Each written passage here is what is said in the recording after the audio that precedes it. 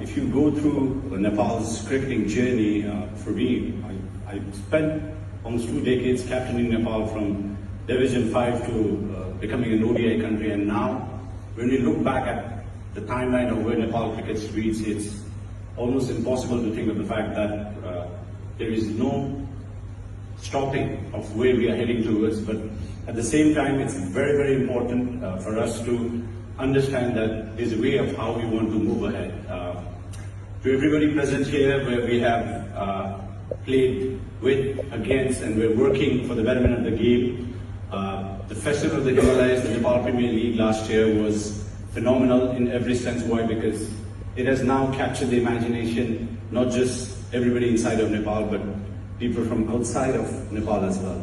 Our cricketing history says that we played 2 World Cups now. We played the Asia Cup, obviously our women's under-19 team recently playing the World Cup. Even in the Asia Cup we managed to beat Pakistan. And of course, last year in 2024, we lost by 1 run to South Africa.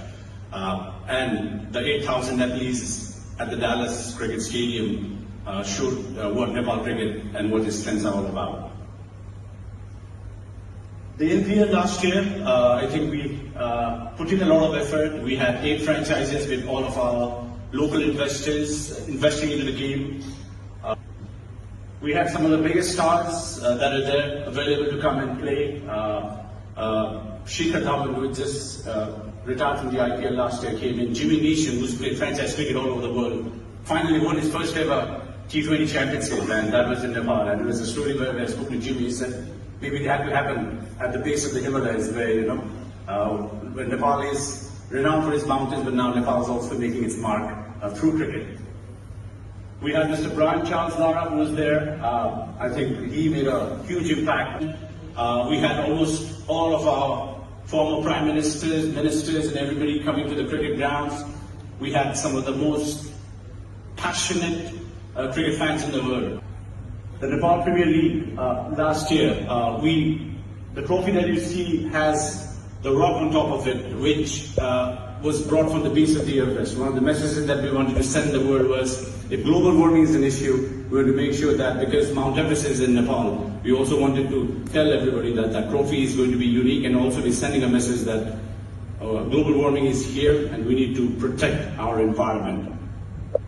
The biggest aspect where we partnered up with some of the biggest game makers, game changers. It took a lot of effort for our generation from Division 5 to climb up the ladder to reach ODI status, and it's only growing forward. Why? Because the kind of anticipation that we have seen, that we now want to envision ourselves as becoming a test playing country. How that is going to happen? We have the fans, we have the support of the government. For the very first time after the inception of the NPL, the government actually doubled the budget for sports, and see, all of the local influences that are there, part of the Nepal Premier League, and everybody around. The fan base was something else.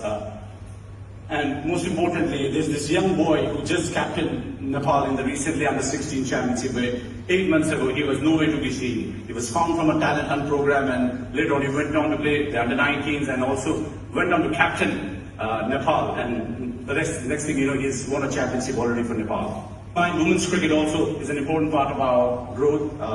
For you to become a full-fledged nation, there are certain criteria that needs to be filled. Women's cricket is something that we have prioritized from this year. There's a lot of engagement. We have recently qualified for our first ever global qualifiers, and I just feel there's no looking back from here for women's cricket as well.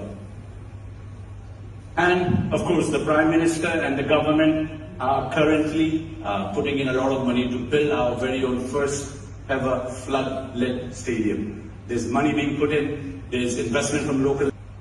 As you see, the vision ahead is obviously we want to keep pushing ourselves. We also introduced red ball cricket into our structure. I know red ball cricket is not talked about, but last year in our domestic cricket we managed to get the top 4 teams from our premier domestic tournament to play the red ball format. Franchise cricket will give you money, but if you're thinking about growing the game, I think red ball cricket is something that we really need to focus on. Nepal is ready for the big stage. As a former cricketer now, having got this opportunity to lead Nepal cricket, there are so many stories around what we have achieved.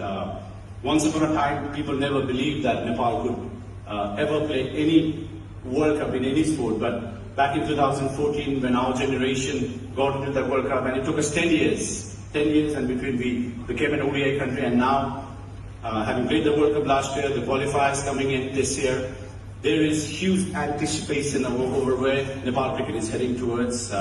We have support from everybody, we have support from the ICC, and we just hope we can keep growing on this momentum.